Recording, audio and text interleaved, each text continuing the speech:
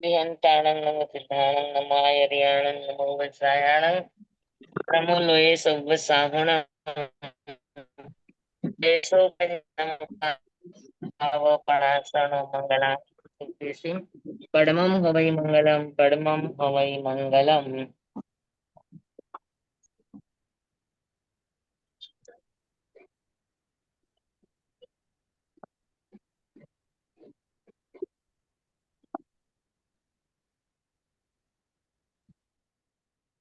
ઓમ નમો સૂર્ય દેવ્યાય ઓમ નમો વૈનાર્યસ્ય ઓમ નમો બંધ્યે લેવીએ તીર્થંકરો ગણધરો પૂર્વધરો શ્રુતધરો વાચનાચાર્ય યુગ પ્રધાન આચાર્ય જય ભગવંતો જય શાસન દેવ જય શાસન માતા આપ સર્વની આજ્ઞા હો શરણો હો સંરક્ષણ હો આપ સર્વની આજ્ઞા હો શરણો હો સંરક્ષણ હો.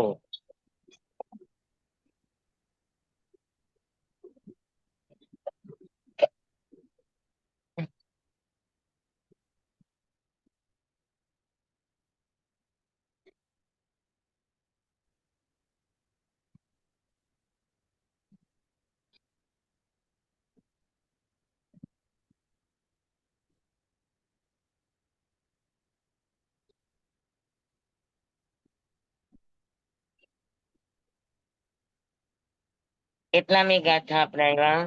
સ્વામી 28મી છે. ઓકે,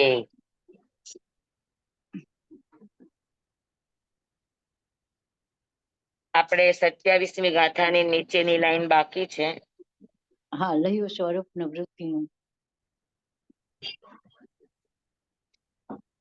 બરાબર. હા,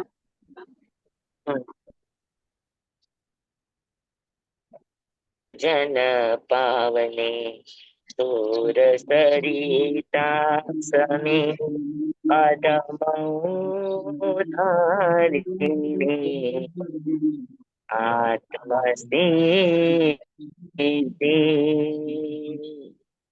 જન્મ જન્માંતરો જાણતા જોગે આત્મ અનુભવ વડે ભક્ત રથ સમા ભાગ્યશાળી મહા ભવ્ય સૌભાગ્યની વિનતી ચારોતર ભૂમિના નગર નડિયાદમાં પૂર્ણ કૃપા પ્રભુ કરી પતિત જન પાવની સુર સરિતા સમી અધમ ઉદારી આત્મસ્થિતિ.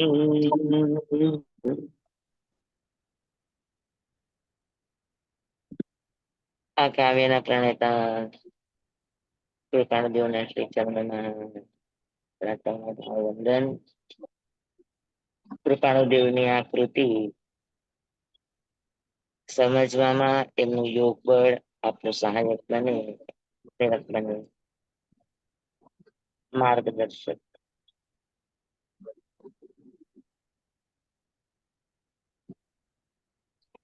હા, આપણી 27મી ગાથા ચાલતી હતી.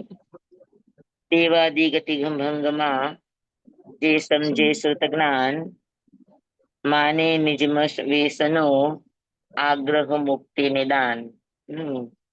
દેવાદિ ગતિ ભંગમાં એટલે જેની પાસે શાસ્ત્રનું થોપડાનું દેવાદિ આદિ ચારે ગતિઓના સમસ્ત ભાવોનું જેને જ્ઞાન છે એટલે શ્રુત જ્ઞાન છે, એને એ પોતાનું વાસ્તવિક જ્ઞાન સમજીને કે મને આટલું આટલું આવડે છે, જે આપણે ગયા વખતે જોયું કે શાસ્ત્રો કંઠસ્થ થવા કે ઠોકડાઓના ભેદો બધા આંગળીના વેઢે ગણી લેવા, એટલા માત્રને શ્રુત જ્ઞાન સમજી અને જે આત્મસંતુષ્ટ માને છે, તો અહીંયા કૃપાળુ દેવું કે છે કે એ પણ મતાર્થીનું લક્ષણ છે, આત્માર્થી નથી, મતાર્થી છે. હા, બરાબર. પણ દેવાદી ગતિઓના ભંગની સાથે સાથે જીવ આ ભાવો શા કારણે પામ્યા, શું કામ પામ્યા, એમાં જિમ્મેદાર કોણ છે? દેવગતિ મળી, પણ દેવગતિ મળવામાં કારણ શું હતું? હા, અને એ રીતે એના ભાવને સમજવાની કોશિશ કરે અને એમાં પોતાના પરિણામની ધારાને સુધારવાના ભાવ રાખે, તો એ શ્રુત જ્ઞાન રૂપે પરિણમે. હા, બાકી શ્રી નંદી સૂત્રમાં એવી વાત છે કે ભગવાન જે કંઈ પણ દેશના આપે છે એ ભગવાનને માટે શું છે? અનુભવેલું જ્ઞાન છે. ભગવાનની પાસે અનુભવેલું જ્ઞાન છે, પણ ભગવાન જે બોલે છે, જે એમણે ગતિઓના વર્ણન આપ્યા, ગતિઓમાં દરેક ગતિની અંદર દરેક જીવને, એકેન્દ્રિય જીવમાં પણ જ્ઞાન હોય, અજ્ઞાન હોય, યોગ હોય, ઉપયોગ હોય, લેસ્યા હોય, દ્રષ્ટિ હોય, હા, એ પણ નવ ગમા વાળા હોય, એ પણ ક્યાં કઈ રીતે જઈ શકે, આ બધી જ વાતો હોય. બરાબર. તો આ બધું વર્ણન ભગવાને કર્યું, કારણ કે ભગવાનની પાસે કેવળ જ્ઞાન હતું. અને કેવળ જ્ઞાન એટલે આપણે ઘણી વાર વાત કરી છે કે મન મનની વાત જાણે, ઘટ ઘટની વાત જાણે, સમય સમયની વાત જાણે. તો ઘટ ઘટની વાત એટલે શું? તો કે એકેન્દ્રિય જીવમાં પણ ક્રોધમાન માયા લોભના ભાવો હોય, એકેન્દ્રિય જીવમાં પણ કૃષ્ણનીલ કાપો તેજો લેસ્યા હોય, એનામાં પણ ભાવો અને પરિણામોની ચડ ઉતર સમયે સમયે થતી હોય. તો આ બધું કોણ જાણી શકે? કેવળ કે જે જ્ઞાની. કેવડી છે એ જાણી શકે. બરાબર ને? હા, તો ભગવાને આ બધા જ ભાવો જાણ્યા છે, જોયા છે, અનુભવ્યા છે, સમજ્યા છે, અને એ ભાવો એને આપણી સામે રાખ્યા. કે માત્ર આપણને જ ક્રોધ આવે છે એવું નહીં, પૃથ્વીકાયના જીવોને પણ ક્રોધ આવે, અબકાયના જીવોને પણ ક્રોધ આવે, વનસ્પતિના જીવોને પણ ક્રોધ આવે. હા, માત્ર મનુષ્યને જ બધા ભાવ થાય એવું નથી. ચારે ગતિના બધા જ જીવોને ચાર કસાઈ, ચાર સંજ્ઞા, આ બધા જ ભાવો બધા જ જીવોમાં છે. બરાબર. તો આવી રીતે એક એક જીવની ગણના કરે કે કોનામાં શું છે, કોનામાં શું છે, કોનામાં શું છે. એક માણસને, એક જીવને એક ગતિમાં જીવવા માટે 24 પ્રકારની વૃદ્ધિ મળે છે. કેટલી? 24 હા, પ્રકારની. શરીર આ પણ વૃદ્ધિ છે જીવને મળેલી. જે દંડકના 22 કે 24 દ્વાર છે, 24 દંડકના, એ બધી જીવની વૃદ્ધિ છે. હા, લેશિયા મળવી આ જીવની વૃદ્ધિ છે, દ્રષ્ટિ મળવી આ જીવની વૃદ્ધિ છે, જ્ઞાન અજ્ઞાન મળવા આ જીવની વૃદ્ધિ છે, મન મળવું આ જીવની વૃદ્ધિ છે, વચન અને કાયા મળવી આ જીવની વૃદ્ધિ છે, સમુદ્ઘાત મળવા આ પણ જીવની વૃદ્ધિ છે. તો આવું એકેન્દ્રિય થી પંચેન્દ્રિય લઈને સર્વ જીવોને 24 પ્રકારની વૃદ્ધિ મળે છે. તો આ બધી જ વૃદ્ધિનું ઝીણામાં ઝીણું વર્ણન આપણે આંગળીના વેઢે ગણી લેતા હોઈએ, તો શું એ શ્રુત જ્ઞાન છે? ના સ્વામી, ના. હા, તો ભગવાન બોલ્યા તો એની માટે તો આ માત્ર વચન યોગ છે, એનાથી વધારે કાંઈ નથી. બરાબર છે. ભગવાન જે બોલે છે એની માટે વચન યોગ છે. ભગવાન તો પોતે બોલતા નથી, ભગવાન પોતે કેવળ જ્ઞાન છે, કેવળ નિજ સ્વભાવનું અખંડ વર્તે જ્ઞાન. એ માત્ર પોતાના જ્ઞાનમાં ઉપયોગમાં રહે છે, એ સિવાય કાંઈ કરતા નથી. જે કરવું પડે છે એ બધું એના યોગો કરે છે. આ વાત આપણે પેલા ઘણી વાર સમજી ગયા છીએ. બરાબર. તો ભગવાન બોલ્યા કે ભગવાનના યોગો બોલ્યા? ભગવાનના યોગો. ભગવાનના યોગો બોલ્યા. બરાબર. તો ભગવાને જે કંઈ પણ દેવાદી ગતિના ભાંગાઓ, એની વૃદ્ધિ વગેરેની વાતો ભગવાને જે આપણી સામે મૂકી છે, તો ભગવાનને માટે તો આ ખાલી માત્ર વચન યોગ હતો. હા, અને જેને જેને સાંભળ્યું, જેને જેને વાંચ્યું, એને માટે આ શ્રુત હતું. બરાબર. તો આપણે કદાચ આ થોકડા સમજી લે, તમે અત્યારે આત્મસ્થિતિ સમજો છો. હા, તો આત્મસિદ્ધિ આપણે માટે શ્રુત છે, શ્રુત જ્ઞાન નથી. શ્રુત જ્ઞાન ક્યારે બને? કે જ્યારે આપણને એ વસ્તુ આપણા ભાવ રૂપે પરિણમે તો. ત્યાં સુધી માત્ર સાંભળેલું સાંભળેલું જ રહેશે, શ્રુત શ્રુત જ રહેશે, શ્રુત જ્ઞાન નહીં બને. અને આપણે આ બધી ચીજને શ્રુત જ્ઞાન માની લીધું. જેને બહુ જ્ઞાન હોય ને બહુ અભ્યાસ હોય તો આપણે કે ઓહો હો હોય તો બહુ જ્ઞાની છે, બહુ જ્ઞાની છે, એ તો શ્રુત જ્ઞાની છે. હા, પણ જ્ઞાનીઓની દ્રષ્ટિમાં એ માત્ર શ્રુત છે, શ્રુત જ્ઞાન નથી. અને શ્રુત જ્ઞાન જો અગર સમજી લેતો હોય, પોતાને આગમનું જ્ઞાન, ઠોકડાનું જ્ઞાન હોય, એટલા માત્ર ને જો એ શ્રુત જ્ઞાન સમજતો હોય, તો સમજી લેવાનું કે આ મતાર્થીનું લક્ષણ છે. કેમ કે મતાર્થી આગ્રહી હોય, સત્યને ઓળખનારા પણ ન હોય અને સત્યને સ્વીકારનારો પણ ન હોય. હા, સમજાણું? એટલે અહીંયા કૃપાળુ દેવ કે છે કે દેવાદિગતિ ભંગમાં જે સમજે શ્રુત જ્ઞાન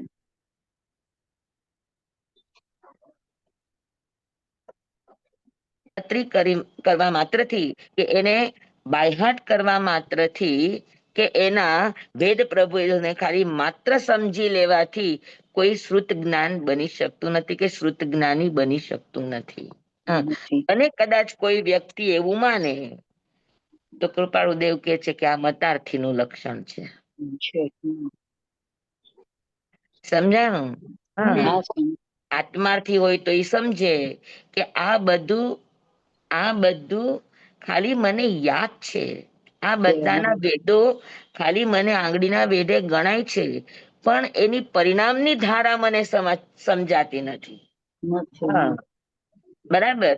ક્રોધ આવ્યો તો ક્રોધ આવવાનું કારણ શું છે એ નથી સમજાતું. અહંકાર થયો, પણ અહંકાર થવાનું કારણ શું છે એ સમજાતું નથી. અને જ્યાં સુધી વ્યક્તિને કારણની સમજણ ન હોય ત્યાં સુધી એના સ્વભાવમાં પરિવર્તન ન આવે, ત્યાં સુધી એની પરિણામની ધારામાં નિર્મળતા ન આવે. બરાબર. તો માત્ર ગણી લે એટલું નહીં, પણ ગણવા પાછળ એના કારણોને પણ સમજે. અને એના કારણોને સમજ્યા પછી કે એકેન્દ્રિયમાં ગયો, હવે ઈ જીવે શું એવું ઈ જીવને, હા, એવું તે કયું થયું કે એકેન્દ્રિયમાં ગયો? એવા તે કયા કર્મનો ઉદય થયો કે એને બેઇન્દ્રિય પણ મળ્યું? અને આપણે એવા કયા મોટા પુણ્ય બાંધી લીધા તો આપણને પંચેન્દ્રિય પણ મળ્યું? સમજાણું ને? તો એકેન્દ્રિય પણ મળવું કે પંચેન્દ્રિય પણ મળવું, બધું એમાં એમાં જવાબદાર કોણ છે? આપણે પોતે જ. આપણે યોગો આપણે એટલે આપણું શું જવાબદાર છે? આપણા યોગો જવાબદાર છે, આપણે ઇન્દ્રિયો જવાબદાર છે, કોણ જવાબદાર છે? યોગો આપણા યોગો જવાબદાર છે? ના, તો આપણા કર્મો, આપણા ભાવ ને, આપણા કર્મો જવાબદાર છે? ના, તો કોણ જવાબદાર છે? ભાવ કર્મ ને આપણા હા, જેવા ભાવ કર્યા. હા, જીવે જેવે રસે કરી કર્મ બાંધા. કર્મ જવાબદાર નથી, પણ કર્મને ખેંચવા માટે આપણે જે ભાવ કર્યા, આ ભાવ જવાબદાર છે. એકેન્દ્રિયપણું મળવું કે પંચેન્દ્રિયપણું મળવું એ જીવના પોતાના પરિણામનું ફળ છે. હા, તો ભાંગા ન જોતા એની પાછળના જે પરિણામ છે, જવાબદાર જે છે, એને સમજીને એવા જવાબદાર, હા, જે પણ ભાવો પરિણામો છે એને સુધારવાની કોશિશ કરે તો સમજી શકાય કે એક જ્ઞાનને સમજો છે. સ્વામી વિકાર એટલે શું? હા, સ્વામી વિકાર આપણે એમ કહીએ છીએ ને કે 5 ઇન્દ્રિયના 23 વિષયો છે અને 240 વિકારો છે, તો વિકારો એટલે શું?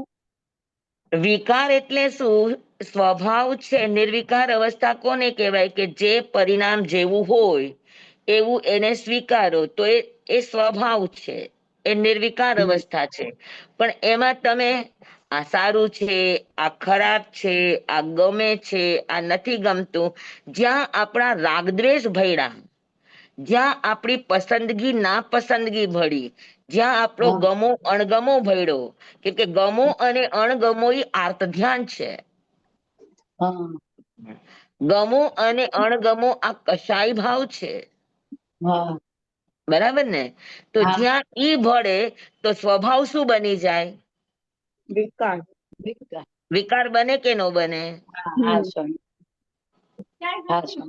હા, બરાબર છે. કર્મ બંધ નું કારણ વિકાર છે કે સ્વભાવ છે? વિકાર સ્વામી. હા ને? તમે કાનથી સાંભળો એનાથી કર્મ નથી બંધાતા, તમે આંખથી જુઓ એનાથી કર્મ નથી બંધાતા, પણ આપણે જે વિકાર કરીએ છીએ, ગમો અણગમો, સારું નરસું, ભાઈવું ન ભાઈવું, ફાઈવું ન ભાઈવું, હા, તો જ્યાં ઈચ્છા ભળી એટલે સ્વચ્છંદ થયો, અને સ્વચ્છંદ એટલે મિથ્યાત્વ. બરાબર બરાબર. સમજાણું? બરાબર. તો જ્યાં આવા ભાવો ભળે એને વિકાર કહેવાય. વિકાર કહેવાય. હા, જ્યાં સુધી જાણીએ અને જોઈએ ત્યાં સુધી સ્વભાવ છે, ત્યાં સુધી જ્ઞાન ધારા છે, ત્યાં સુધી ઉપયોગની ધારા છે. બરાબર. હા, બરાબર. અને નિર્વિકાર ભાવે વાપરો ત્યાં સુધી આ બધું જ તમારા સ્વભાવની અંતર્ગત આવે. પણ જેવું તમે અણગમો ને ગમો કર્યો, સારું અને નરસું કર્યું, એટલે તરત જ એ પ્રકૃતિ શું બની જાય? તો કે વિકૃતિ બની જાય. વિકૃતિ બની જાય. હા, અને વિકૃતિ બની જાય, કશાય બની જાય, તો કરે શું? તો કે કર્મનો આશ્રવ કરે, કર્મને ખેંચે. બરાબર. તો જેનાથી કર્મનો આશ્રવ થાય, જે પરિણામથી કર્મનો આશ્રવ થાય, એ પરિણામને વિકાર કહેવામાં આવે. બરાબર સ્વામી, ધન્યવાદ સ્વામી. હા, સમજાણું બધાને? હા સ્વામી, 240 વિકારો. હા, 240 વિકારો. જ્યાં સુધી ખાટા ને ખાટું કહો, કડવા ને કડવું કહો, મીઠા ને મીઠું કહો, ત્યાં સુધી જ્ઞાન ધારા છે. તમે જાણ્યું. લીસા ને લીસું કયો, સુવાળા ને સુવાળું કયો, ખરબચડા ને ખરબચડું કહો, ગરમ ને ગરમ કહો, ઠંડા ને ઠંડુ કહો, ત્યાં સુધી જ્ઞાન ધારા છે. પણ ઠંડુ છે, મને તો આ ઠંડુ જ ભાવે, એવો વિકાર કર્યો, તો એ આપણો સ્વચ્છંદ છે, પદાર્થપણું છે. નહીં છે તો રાગદ્વેષ છે, રાગદ્વેષ છે તો કસાય છે, કસાય છે તો કર્મનો આશ્રવ છે. બરાબર. જી, હા, શું કહ્યું? કોઈને ક્વેશ્ચન છે? કોઈ બોલ્યું કઈક ને? ના, અંદર અંદર વાત કરતો. ઓકે ઓકે, ઠીક છે, ઠીક છે, ઠીક છે. બે બરાબર. હા સ્વામી, એકદમ બરાબર. હા, નથી તું પડી જાય. હને તો દેવાધિ ગતિ ભંગમાં જે સમજે શ્રુત જ્ઞાન માને નિજમત વેસનો. હા, પછી પોતાના મતનો, પોતાના વેશનો, હા, શું કરે? તો કે એને જ મુક્તિનું કારણ માને, મુક્તિ નિદાન. હા, નિદાન એટલે કારણ. બરાબર. એને જ એ મુક્તિનું કારણ માને, અને એ જ મતનો આગ્રહ રાખે કે અમે કહ્યું તે સાચું. અત્યારે જેટલા પણ એકાંતવાદી મતો છે, હા, એ પોતે કહ્યું તે સાચું. હા, અને પોતે કહ્યું તે સાચું એ મતનો આગ્રહ કરી અને એને જ મુક્તિનું કારણ કહે કે ન કહે? હમ. બરાબર. સમજાણું બધાને? જે સ્વામી. હા સ્વામી. બસ એ જ વાત આ 27 ગાથાની અંદર છે. 27મી ગાથાની અંદર કે જે કંઈ પણ પોતે અ શાબ્દિક રીતે જે કંઈ પણ ભણ્યો છે એને શ્રુત જ્ઞાન સમજે અને એ શ્રુત જ્ઞાનમાં જ એ જ મતમાં એ જ જે કંઈ પણ ધારણાઓ એની પાસે માન્યતાઓ ને ધારણાઓ છે એના આગ્રહથી એમાં જ એ મુક્તિનું કારણ સમજે, મુક્તિનું પ્રયોજન સમજે, મુક્તિનો હેતુ સમજે તો મતાર્થી. એ મતાર્થી છે. બરાબર. હા સ્વામી. 27મી ગાથા પૂરી થઈ. બધાને બરાબર સમજાઈ ગઈ? હમ. આગળ આવશે. કૃપાળુદેવ કહેશે કે કઈ જાતિમાં મોક્ષ છે, કયા વેશમાં મોક્ષ, એનો નિશ્ચય ના બને આપણને એવું થાય ને કે જૈન ધર્મ જ સાચો છે, બીજા કોઈ ધર્મ સાચા નથી. તો આ વેશનો આગ્રહ છે કે નહીં? હા સ્વામી છે જ ને. હા. અને અત્યારે આપણી પાસે કોઈ સંન્યાસ વેશમાં આવી અને અમારી બાજુમાં બેસતા હોય તો તમને શું લાગે? હા. હા, અમે નવકાર મંત્ર લઈને હનુમાનના જાપ કરાવીએ તો તમને શું લાગે? એ કેવું? સ્વામી જૈન ધર્મ ને માનતા નથી. તો એ આગ્રહ વેશનો છે કે નહીં? હા મતનો છે સ્વામી. કે નહીં? છે અને છે. જ્યાં આગ્રહ ત્યાં ધર્મ નહીં. આ વાત લખી લેવાની.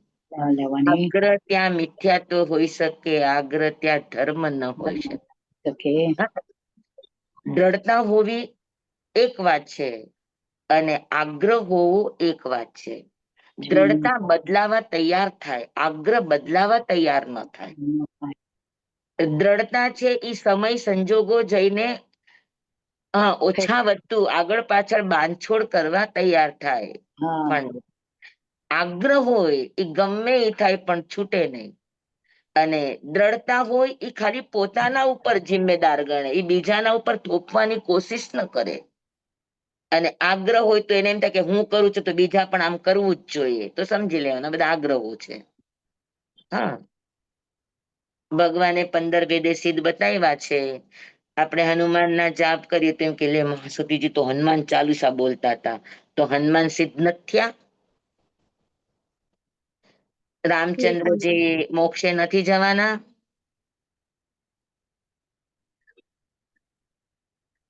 તો જેટલા જેટલા પણ સિદ્ધ પદને પામ્યા છે તો એ બધાને આપણે ન માનીએ? માન્ય.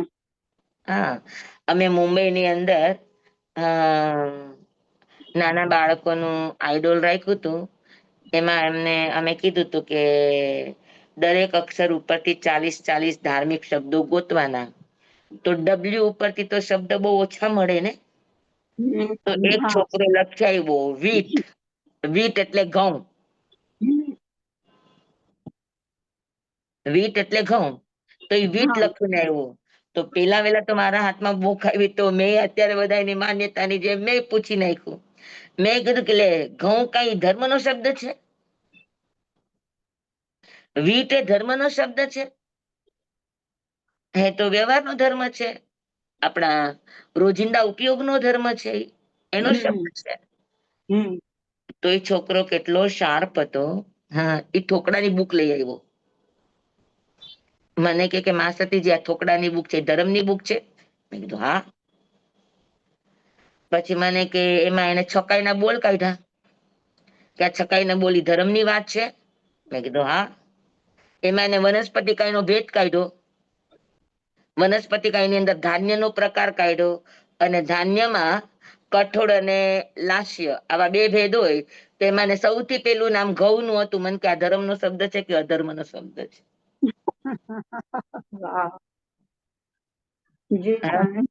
હા, મારે મારા કાન પકડવા પડ્યા કે સાચી વાત છે બેટા, ધર્મનો શબ્દ છે. તો આ દ્રષ્ટિએ જુઓ તો જેટલા પણ સંસારમાં નામો છે, જેટલા પણ ધર્મો છે, જેટલી પણ વાતો છે, આમાં ક્યાં અધર્મ છે એ મને કહો. હા ને? હમ તો આપણું જૈન દર્શન છે એ અનેકાંતનું છે, સાદવાદનું છે, એટલું વિશાળ ફલક લઈને બેઠું છે, તો આપણે કોઈને ખોટા ન કહી શકાય. અને રિયલમાં ખોટી કોઈ ચીજ જ નથી. જગતમાં બધું જ બધાની જગ્યાએ સત્ય છે. બરાબર છે, પણ એની પાછળ ગલત અગર હોય તો માણસનો પોતાનું હેતુ છે, પોતાનો પ્રયોજન છે, પોતાના ભાવ છે. વસ્તુ નથી ખોટી હોતી, પણ વસ્તુ પાછળનો એનો મકસદ છે એ ખોટો છે. મરીચી કુમારે કપિલને પોતાનો શિષ્ય બનાવવા માટે એને કહ્યું કે હા, ત્યાં પણ ધર્મ છે ને અહીંયા પણ ધર્મ છે. ઋષભદેવ ભગવાન પાસે પણ ધર્મ છે ને મારી પાસે પણ ધર્મ છે. તો વાત ખોટી નહોતી. ઋષભદેવ ભગવાન પાસે એનો ધર્મ હતો, મરીચીજી પાસે એમનો પોતાનો ધર્મ હતો. ધર્મ હતો એની ના નહોતી, પણ એ ધર્મ હતો એ કીધું એની પાછળ એનો ઉદ્દેશ શું હતો, એનો હેતુ શું હતો, શિષ્ય બનાવવાનો. સમજાણું? તો ગલત શું હતું? વાત ગલત હતી કે વાત પાછળનો ઈરાદો ગલત હતો? ઈરાદો ગલત હતો. ને વાત ગલત નથી. જગતમાં ઓલા છોકરાએ મને કે મારી આંખ ખોલી નાખી કે આ જગતમાં કદાચ કોઈ ટમ્બલર લખીને આવશે ને તો મારે ખોટું નહીં દેવાય, કારણ કે એ અજીવ પદાર્થ છે. સમજાણું ને? તો જગતમાં એક પણ એવી ચીજ હોય તો બતાવો કે જે 6 દ્રવ્યમાં ન સમાતી હોય, હા, એ તો નહીં. જે આ ડોકમાં ન સમાતી હોય એવી એક પણ ચીજ હોય તો બતાવો. એ સામે હા, અને ભગવાન આ બધું જાણતા હતા, એટલે તો એને નવકાર મહામંત્ર ની અંદર સાધુ સંન્યાસી નો સમાવેશ કર્યો છે કે નથી કર્યો? કે ખાલી જૈન ધર્મના સાધુ જ લીધા છે? ના, લોહીએ સબ્બ સાવણું. હા, તો લોએ સવ્વ સાવણંગમાં અન્ય ધર્મના સાધુ પણ આવે કે ન આવે? આવી ગયા સ્વામી. હા, આવે ને. આપણા જૈન ધર્મમાં સાધુ કોને કહેવાય? રજોરણ રાખ્યો હોય, સફેદ કપડા પહેર્યા હોય, દીક્ષા લીધી હોય, 5 મહાવ્રત લીધા હોય, પછી હૃદયમાં 5 મહાવ્રત હોય કે ન હોય, એ સાધુ. અને કોઈએ કપડા પહેર્યા નથી, હાથમાં રજોરણ લીધો નથી, દીક્ષા ગ્રહણ કરી નથી, અને એના હૃદયની અંદર સાધુના ભાવ હોય તો એ સાધુ ન કહેવાય. આવી વાત? જે સામે હા, બરાબર છે. તો ભગવાનની દ્રષ્ટિએ સાધુ કોણ? તો કે જે 6થા ગુણસ્થાન થી લઈને એનાથી આગળના ગુણસ્થાનમાં જે જીવ હોય એ બધાને શું કહેવાય? સાધુ. સાધુ સાધુ કહેવાય. હા, મરુદેવા માતા સાધુ ભાવમાં મોક્ષે ગયા કે સંસાર ભાવમાં મોક્ષે ગયા? સંસાર ભાવ, ભાવ તો સાધુ ને. ગ્રસ્ત હા, ભાવ, સંસાર ભાવમાં મોક્ષે ગયા. ગ્રસ્ત ભાવ, સાધુ ભાવે ને. ભાવ તો સાધુ ના લે. કોને ભાવ સંજ્ઞા સાધુ, નિયંતાનો થોકડો આવડે છે? ભાવ સાધુ ના. હા, કેવળ જ્ઞાન કેટલામાં ગુણસ્થાનકે થાય? 13 માં 13, હા, મોક્ષે 12 કયા ગુણસ્થાન પછી જાય?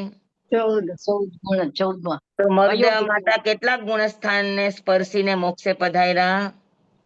13 ગુણસ્થાન, હા, 13 ગુણસ્થાન ને 13-14 ગુણસ્થાનમાં મરુદેવા માતા હતા કે નહોતા?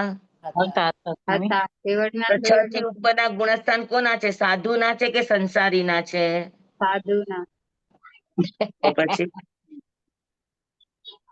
હા, વેશ એનો ગ્રહસ્થનો હતો, લિંગ એનું ગ્રહસ્થનું હતું, ઓળખ એની ગ્રહસ્થની હતી, પહેચાન એની ગ્રહસ્થની હતી, પણ એ પરિણામની ધારાથી 6થા ગુણસ્થાન થી ઉપર ગયા એટલે કોણ કહેવાના? સાધુ.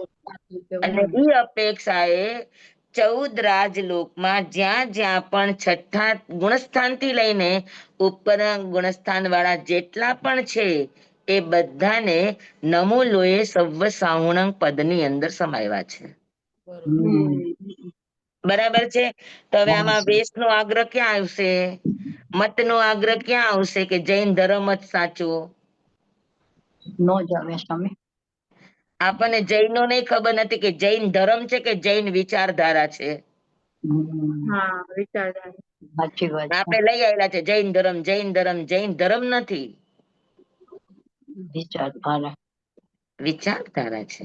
હા, કોઈના પ્રત્યે રાગ દ્વેષ નહીં કરવો, કોઈને પૂર્વગ્રહ પક્ષપાતની દ્રષ્ટિથી જોવા નહીં, આ જૈનત્વની ધારા છે. બરાબર. હા હા, આ જૈન કહેવાય કે જેનામાં પૂર્વગ્રહ નથી, પક્ષપાત નથી, જેની અંદર રાગ દ્વેષ નથી. હા, જે વિતરાગ ભાવોની અંદર રહે છે. આ જૈન વિચારધારા છે. બરાબર. આપણો ધર્મ કયો? વિચારધારા. બધા એટલું ગોખી નાખ્યું છે, એટલું ગોખી નાખ્યું છે કે હા, ઈ કુંડાળામાંથી બહાર નીકળતા આવડતું નથી. આપણો ધર્મ કયો? વિતરાગ ધર્મ. લો, વિતરાગ ધર્મ. જૈન આપણા ધર્મનું નામ શું છે? જૈન ધર્મ નામ છે પણ વિચારધારા અહિંસા ધર્મ. જૈન ધર્મ નથી, હમણાં જ તમને શીખડાયું કે જૈન ધર્મ નથી, જૈન વિચારધારા છે. જૈન વિચારધારા કોને કહેવાય? તો કે જેના વિચારમાં અનેકાંત હોય, બધાનો વિચાર હોય, જેના શબ્દની અંદર સ્યાદવાદ હોય, જે કોઈનું ખંડન ન કરે, અને જેના આચરણમાં અહિંસા હોય, આ ભાવધારાને જૈન કહેવાય. તો જૈન છે એ આપણી પરિણામની ધારા છે. જૈન છે આપણા ભાવો છે. જૈન ધર્મ નથી. ધર્મ કયો આપણો? અહિંસા ધર્મ. વિચારધારા. કયો ધર્મ આપણો? ભાવ જૈન વિચારધારા છે. જૈન એક દાર્શનિક મત છે. જૈન દ્રષ્ટિકોણ છે. કોઈ પણ વસ્તુને પૂર્વગ્રહ પક્ષપાતથી ન જોવી, આવો પવિત્ર દ્રષ્ટિકોણ હોય, ઈ જૈન છે. બરાબર. ઈ જૈન વિચારધારા છે, દ્રષ્ટિકોણ છે, દાર્શનિક છે. હા. સ્વામી ધર્મ ધર્મ કયો આપણો? ધર્મ જૈન નો બોલાય. ના, ભાવ ધર્મ. જૈન ધર્મ નથી. જૈન એ આપણી આચાર સંહિતા છે. આચાર સંહિતા છે. ધર્મ કયો આપણો? વિચારધારા. કેવડી પ્રવૃત્તિ. પણ આપણે કહીએ ને અહિંસા પરમો ધર્મ. ધર્મ આપણો ધર્મ અહિંસા પ્રધાન છે, એટલે અહિંસા પરમો ધર્મ. પણ ધર્મનું નામ શું? નિર્ગ્રંથ ધર્મ. Yes, very good, very good, very good. કયું આપણો કીધું? ધર્મ કયો? તો કે નિર્ગ્રંથ ધર્મ. તમે અન્ય ધર્મના પુસ્તકોમાં જુઓ તો ભગવાનની ઓળખ નિર્ગ્રંથથી છે. નિર્ગ્રંથ પુત્ર, નિર્ગ્રંથ જ્ઞાત પુત્ર ભગવાન મહાવીર સ્વામી. તો નિર્ગ્રંથ આ ધર્મ છે. હા, નિર્ગ્રંથ એટલે શું? કોઈ પણ માટે આપણા હૃદયમાં ગાંઠ બંધાયેલી ન હોય.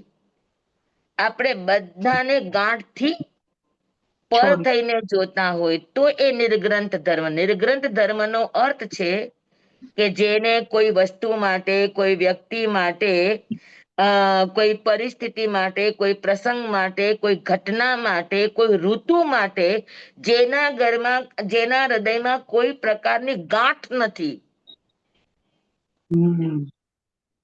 એ નિર્ગ્રંથ.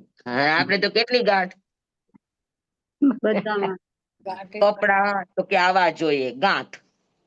ચશ્મા તો કે આવા જોઈએ, ગાંઠ. આસન તો આવું જોઈએ, ગાંઠ. જમવા બેઠા તો જમવાનું આવું હોવું જોઈએ, ગાંઠ. કેટલી ગાંઠો છે આપણા મનમાં? દરેક વસ્તુ. હા, તો જેટલા મત છે, જેટલી ઈચ્છાઓ છે, આ બધી આપણી ગાંઠો છે. હા, બરાબર. તો આપણો ધર્મ છે વસ્તુને વસ્તુના સ્વભાવે જોતા શીખવું. કોઈ પણ વસ્તુ માટે આપણા હૃદયમાં ગાંઠ ન બાંધવી. કોઈ પણ વસ્તુ માટે આપણા હૃદયમાં ફ્રેમ ન બાંધવી. આને કહેવાય નિર્ગ્રંથતા. હા, નિર્ગ્રંથ. નીર એટલે પાણી. પાણીમાં કોઈ ગાંઠ વળે? ના. પાણીની ગાંઠ વાળી જુઓ, વળે? ના. સદાય વહેતું હોય, સદાય એનો ફ્લો હોય. પાણી ક્યાંય પણ રોકાય નહીં. હા, એ જ્યાં પણ હોય ત્યાં એ એકદમ સરેરાશ વહેતું રહે. એમ જેના હૃદયમાં કોઈ પણ ઘટના પ્રત્યે, કોઈ પણ વ્યક્તિ પ્રત્યે, કોઈ પણ પ્રસંગ પ્રત્યે, કોઈ પણ વસ્તુ માટે જેના હૃદયમાં ક્યાંય ભરાવો નથી, એકદમ વહેતા પાણીની જેમ નિર્મળતા છે, એને નિર્ગ્રંથ કહેવાય. વાહ, બહુ સરસ. હા, આપણે તો ડગલે ને પગલે ગાંઠોથી જ બંધાયા છીએ.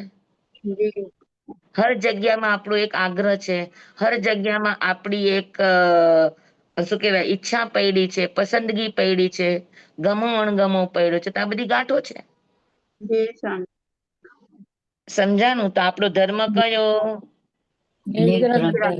નિર્ગ્રંથ આપણો ધર્મ. અને જૈન શું કહેવાય? વિચારધારા. વિચારધારા. બરાબર સમજાઈ ગયું? આપણે સામાન્ય જીન કઈ ધર્મ એટલે કયો? જીનેશ્વર નો ધર્મ, પણ જીનેશ્વર નો ધર્મ કયો? નિર્ગ્રંથ જ્ઞાતપુત્ર. અન્ય ધર્મોમાં આપણી ઓળખ નિર્ગ્રંથ તરીકે છે. સમજાણું? અને ઘણા વર્ષો પહેલા પ્રાચીન પરંપરામાં આપણા ધર્મને નિર્ગ્રંથ ધર્મ કહીને જ બોલાવતા હતા. જૈન ધર્મ તો હમણાં બહુ પાછળથી શબ્દ પ્રચલિત થયો છે. પછી એમ કે નિર્ગ્રંથ ધર્મ છે, નિર્ગ્રંથ ધર્મની વિચારધારા કેવી હોય, નિર્ગ્રંથ ધર્મનો વ્યક્તિ કેવો હોય, નિર્ગ્રંથ ધર્મને પામેલા વ્યક્તિની આચાર સંહિતા શું હોય, તો કે જૈન આચાર સંહિતા હોય. જૈન એટલે શું? તો કે કોઈના પ્રત્યે રાગ દ્વેષ નહીં, કોઈના પ્રત્યે પૂર્વગ્રહ નહીં, કોઈના પ્રત્યે ગાંઠ નહીં, કોઈના પ્રત્યે આગ્રહ નહીં. એનું નામ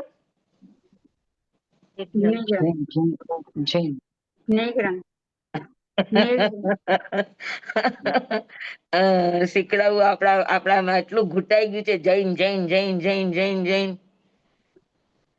હા, આપણે સામાન્ય શું બોલવાનું? જૈન નહીં બોલવાનું? બોલવાનું કઈ ના નથી, પણ સમજો સાચું.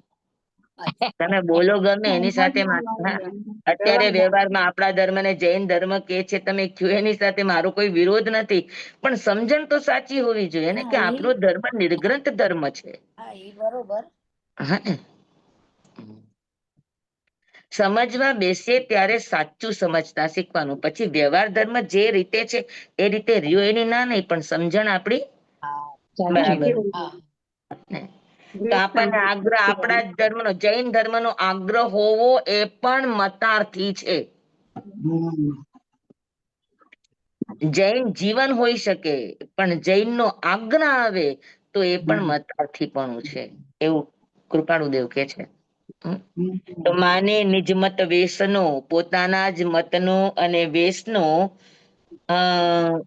વેશને જ માને, બીજા મત અને વેશને એનો વિરોધ કરે, એનો નિષેધ કરે, એનો અપલાપ કરે અને પોતાના જ મત અને વેશને મુક્તિનું કારણ બતાવે, તો આ બધા મતાર્થીના લક્ષણો છે. હમ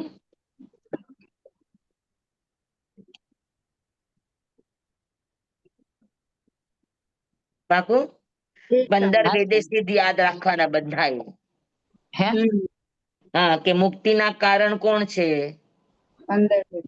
હા, તો મુક્તિનું કારણ કોઈ ધર્મ નથી, મુક્તિનું કારણ કોઈ વેશ નથી, મુક્તિનું કારણ કોઈ સંપ્રદાય નથી, મુક્તિનું કારણ કોઈ અન્ય અન્ય જનજાતિ નથી. મુક્તિનું કારણ કોણ છે?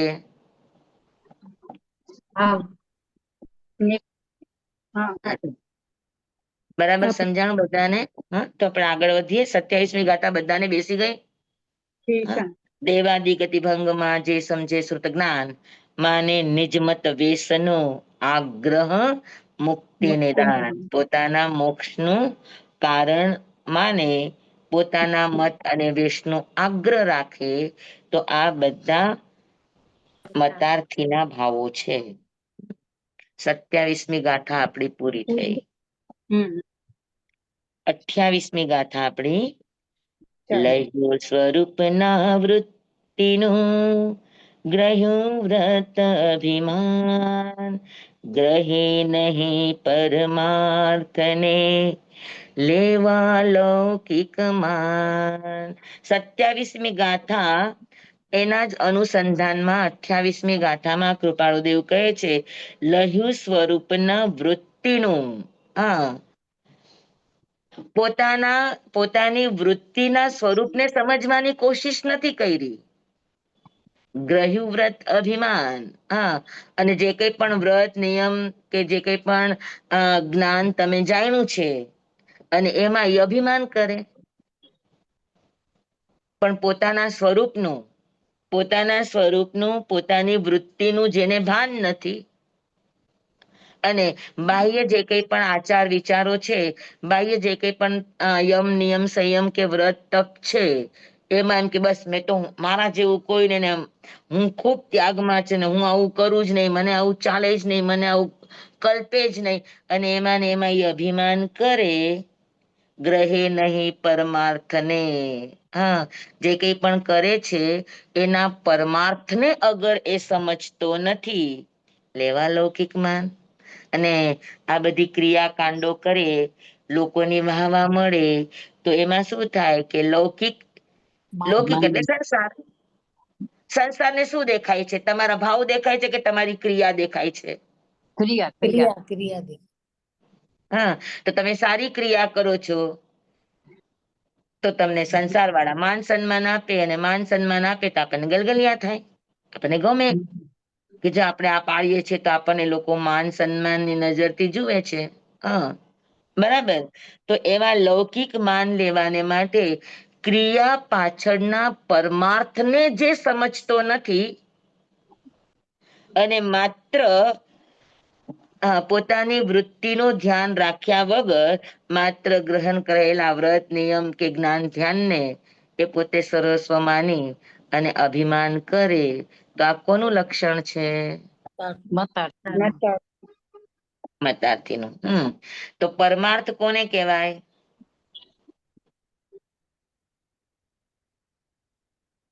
વૃત્તિ પોતાની વૃત્તિઓને પરમાર્થનું કારણ ન જાણે સ્વામી, જે વૃત્તિ છે એની પાછળનું પરમાર્થ રૂપે કારણ ન જાણે. પરમાર્થ એટલે શું? પરમર્થ પરમર્થ એટલે શું? એટલે વિશેષ અર્થ, ડીપમાં જેનું નોલેજ આપણને હોય. મેં હમણાં તમને કીધું કે દેવાદી ગતિઓનું ડીપલી નોલેજ છે, તો એ પરમાર્થ? ના સ્વામી, પરમાર્થ એટલે શું? વૃત્તિઓને ભગવાને જેમ કીધું છે એમ જ. ભગવાને શું કીધું છે? લૌકિક માનને છોડીને પોતાની વૃત્તિઓને સમજીને પોતાનામાં ચેન્જ કરવું. એને પરમાર્થ કહેશું. તો પરમાર્થ એટલે તો બીજાનું ભલું થાય, બીજાનું ભલું કરું, પોતાની સાથે બીજાનું પણ ભલું વિચારું. ભગવાને જે કંઈ પણ આપણા આચાર ભાવો બતાવ્યા છે, ચરણ કરણાનો યોગ જે કંઈ પણ આપણને આપ્યો છે, બરાબર ને? અને કે ભાઈ અહિંસા પાળવી, સત્ય બોલવું, પછી ચોરી ન કરવી, સદાચારનું પાલન કરવું, અપરિગ્રહ ભાવ રાખવા, બરાબર છે? હા, આ આપણને ભગવાને બતાવ્યું. અને આપણે પણ કહીએ ને કે સાધુ કોને કહેવાય? કે જે 5 મહાવ્રત પાળે. હવે 5 મહાવ્રત જે પાળે છે એ તો દુનિયાને દેખાય છે કે ભાઈ હિંસા કરતા નથી, કાંઈ કરતા નથી, ખોટું બોલતા નથી, ચોરી કરતા નથી, સદાચારનું પાલન, બાહ્ય દ્રષ્ટિએ આ બધું કરે છે, તો આ એનો પરમાર્થ કહેવાય? ના ના, તો પરમાર્થ એટલે શું? પોતાના માટે, ભાવની શુદ્ધિ. ના, પોતાના માટે આપણે પુરુષાર્થ કરીએ ઈ.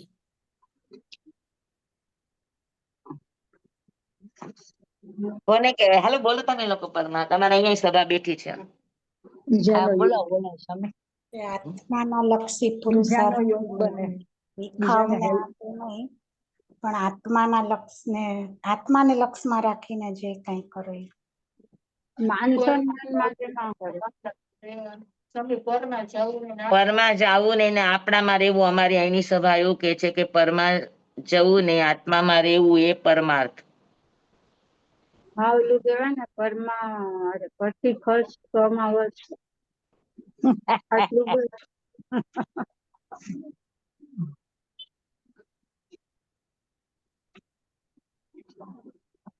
હા, પોતાના માટે અમને સામાન્ય જ પૂછું છું. અમને ભગવાને વિહાર કરવાનું કહ્યું છે. અમને ભગવાને ગોચરી લઈને પોતાની જીવન યાત્રા ચલાવવાનું કહ્યું છે, બરાબર ને? હમ તો આજે આપણને ક્રિયા બતાવી છે. હમ તો એ ક્રિયા પાછળનો પરમ અર્થ શું, પરમાર્થ શું, આટલું મને સામાન્ય રીતે પણ સમજાવો તો બરાબર. ભગવાને જે કઈ પણ નીતિ નિયમો આપ્યા છે, બરાબર, અમને કહ્યું છે કે તમે સાધ્વીજી છો તો તમારે કોઈ જેન્ટ્સ ને પછી એક જ દિવસનું બાળક કેમ ન હોય પણ તમારે એને અડાય નહીં. તો આ બધા અમારા નિયમો છે ને. હા હા, ચોથા વ્રતની આ બધી અમારી પાળો છે. હા તો ભગવાને આ કીધું છે તો એની પાછળનો પરમાર્થ શું ઈ સમજવાનું. બને એટલો આત્મા વિભાવમાં, કસાયમાં, હિંસામાં એમાં ન જાય. પાછળનો ભાવાર્થ સમજવાનું. અહિંસા કે પછી પોતાની કેવો વૃત્તિઓ ઉપર આપણે જીત મેળવવા. હા સ્વામી, ભાવાર્થ સમજવાનું એમ નહીં. ભાવાર્થ નહીં, પરમાર્થ. પરમાર્થ એટલે શું? બધી ક્રિયા પાછળનો ભાવાર્થ સમજીને કાર્ય. બીજા જીવોનો પણ વિચાર કરવાનો, ખાલી આપણો નહીં. સ્વામી, બધી ક્રિયાની પાછળનો ભાવ ભાવ સમજીને એ કાર્ય કરવાનું એ પરમાર્થ. મેં તમને બતાવ્યું ને કે જેમ કે અમારે કોઈ પણ વિજાતિ એને અડાય નહીં. અમે સાધ્વીજી છીએ, સાધુ છે તો એને લેડીઝ પાત્ર ન અડે, ને સાધ્વીજી છે તો એને જેન્ટ્સ પાત્ર ન અડે.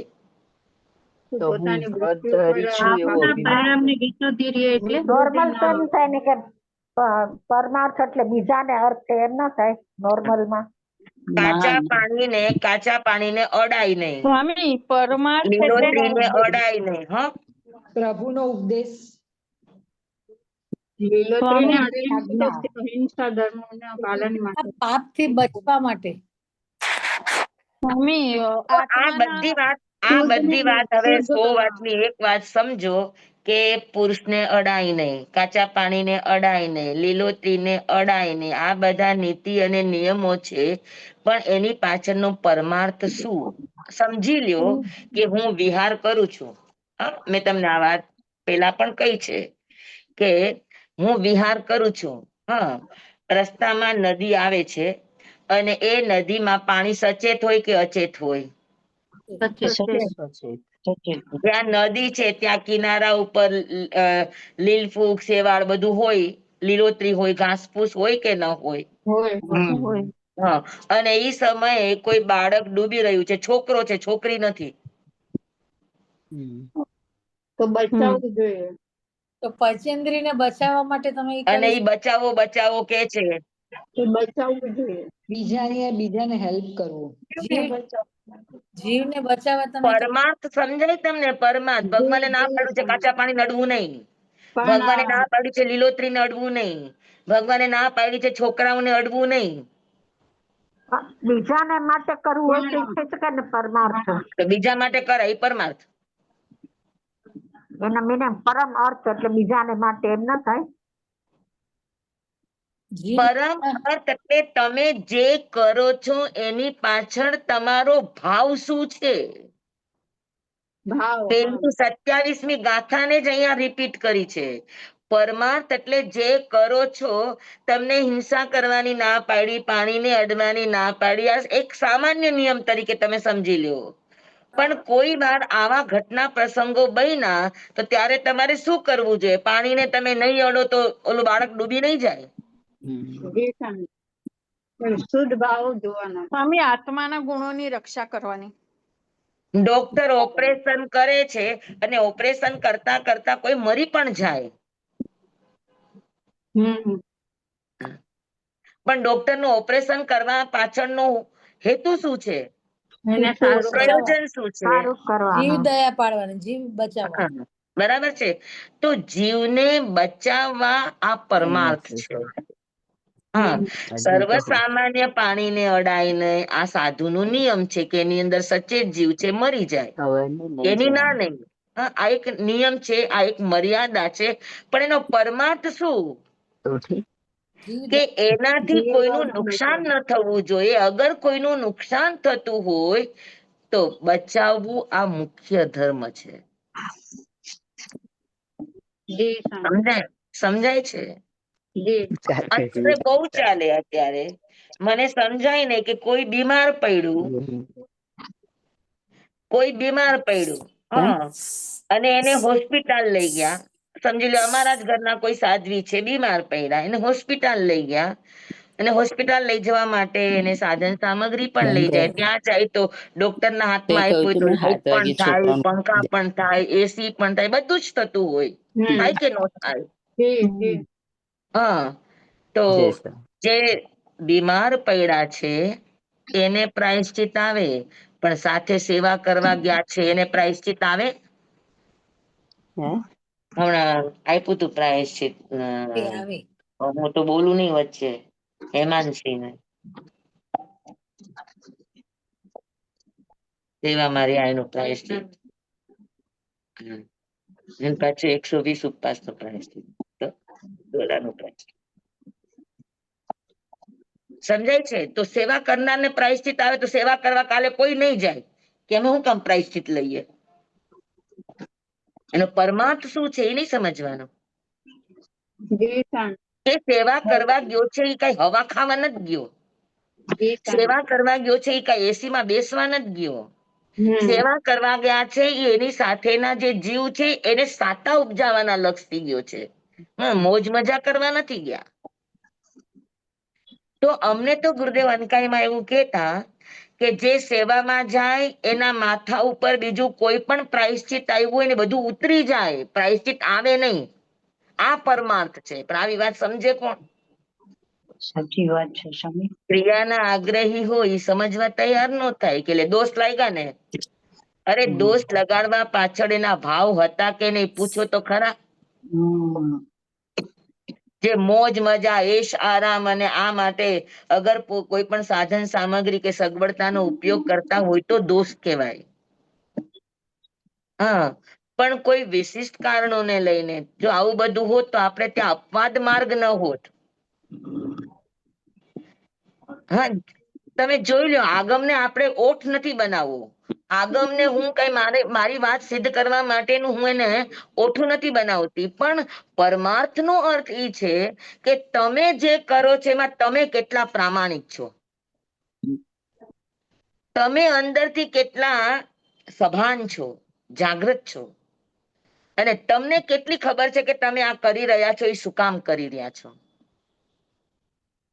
જી સ્વામી તો પરમાર્થ નો અર્થ એ છે કે તમે કરી રહ્યા છો એની તમને ખબર હોવી જોઈએ, તમે કરી રહ્યા છો એની જાણ તમને હોવી જોઈએ, સભાનતા હોવી જોઈએ કે હું જે કરી રહ્યો છું હું આચાર વિરુદ્ધ તો નથી કરી રહ્યો એમ સમજીને જો કરવામાં આવે તો ઈ પરમાર્થ છે. માત્ર તમે જેમ કર્યું છે એ પરમાર્થ નથી, કર્યા પાછળનું જે છે એ પરમાર્થ છે. હા ભાવ આપણે શુદ્ધ. હા શું કામ કર્યું તમે? કોઈને સાથ અને આપવા. એની માટે સૌથી પહેલી પરમાર્થમાં સૌથી પહેલું આવે વ્યક્તિની પોતાની પ્રામાણિકતા, વ્યક્તિની પોતાની નિષ્ઠા, બરાબર, વ્યક્તિની પોતાની જાગૃતિ, સભાનતા, આ જિમ્મેદાર છે પરમાર્થમાં. અને એના ઉપર જ વ્યક્તિને પાપ લાગે, દોષ લાગે, કિંવા એ ધર્મને પામે. બરાબર. જી સ્વામી લહ્યુ સ્વરૂપના વૃત્તિનું, હા મૂળમાં જ પેલી જ ગાતામાં પેલા જ ચરણમાં એનો જવાબ આપ્યો છે કે લહ્યુ સ્વરૂપના વૃત્તિનું તમે કરો છો એની પાછળ તમારી વૃત્તિના સ્વરૂપનું અગર તમે નોંધ નથી લીધી તો પછી તમે ગમે તે પણ કરો આ મતાર્થમાં જ જશે. કરવા પાછળ અગર તમે તમારી વૃત્તિને પકડી છે, હા, તો તમે સહી રસ્તા ઉપર આગળ નીકળી શકશો.